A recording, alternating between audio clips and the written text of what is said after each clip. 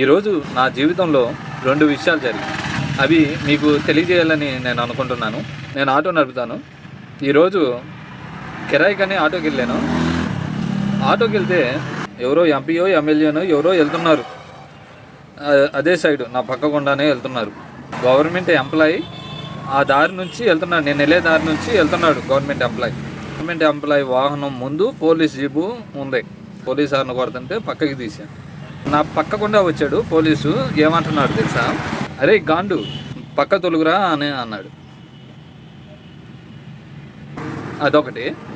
రెండోది ఏంటంటే, నేను వెళ్ళే దారిలో సిగ్నల్ ఉంది. సిగ్నల్ పడింది.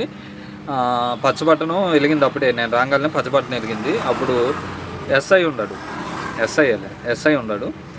ఎస్ఐ ఉన్నప్పుడు అన్న కొంచెం పక్క తొలగన్నా, నేను వెళ్తున్నా, గ్రీన్ సిగ్నల్ వేసారు అని అన్న అంటే, ఏంద్రా ఎట్ట కనపడుతున్నా నీ కంటికి అన్న అంటావేంది అని అంటున్నాడు. అన్న అంటే అది ఒక బూత్ పదమా ఏమో నాకు తెలియదు. బూత్ పదమేమో. ఆ ఎస్ఐ గారు అంటున్నారు, అన్న ఏంద్రా నేను ఎస్ఐని అనేసరికి ఆయనతో ఎందుకులే అని ఇక నేను మెదలకొండండి వెళ్ళిపోయా.